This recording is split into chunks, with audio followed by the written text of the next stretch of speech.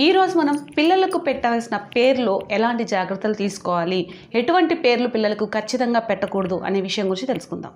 సాధారణంగా బిడ్డ పుట్టిన వెంటనే మనం ఏం చేస్తూ ఉంటామంటే ఇంటర్నెట్లో సెర్చ్ చేస్తూ ఉంటాం, లేదంటే ఆస్ట్రాలజర్ చూపెడతాం ఎలాంటి నక్షత్రంలో బాబు పుట్టాడు లేదా పాప పుట్టింది, ఏ లెటర్లో పేరు పెట్టాలి అనే విషయం మాత్రమే చూస్తుంటామండి.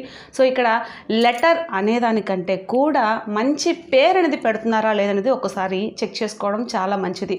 ఎవరో పెట్టిన పేరు తీసుకొచ్చి మీ బేబీకి పెట్టడం కరెక్ట్ కాదు.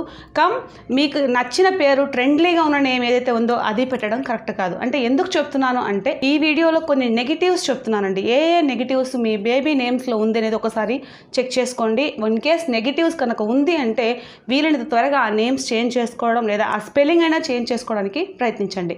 అండ్ ఫస్ట్ పాయింట్ ఏంటంటే నెగిటివ్ ప్రొనౌన్సియేషన్ ఇష్ సౌండ్ తోటి ఎండ్ అవ్వడం. మీ బాబు పేరు ఎస్పెషల్లీ బాబుకు మాత్రమేనండి, పాప పేరు ఎటు ఇష్తో ఎండ్ అయ్యే విధంగా పెట్టరు.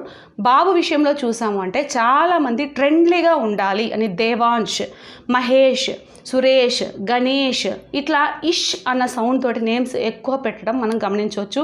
సో ఇలా ఇష్ సౌండ్ తోటి ఎవరి పేరు ఎండ్ అయినా కూడా, అంటే పిల్లలనే కాదు పెద్దవాళ్ళు కూడా మీ పేరులో ఇష్ అనేది కనుక ఎండ్ అయితే ఒకసారి చెక్ చేసుకోండి. ఇది ఖచ్చితంగా ఆర్థికపరమైన ఇబ్బందుల్ని లేదు ఆరోగ్యపరమైన ఇబ్బందుల్ని ఎక్కువ తెచ్చిపెడుతుంది.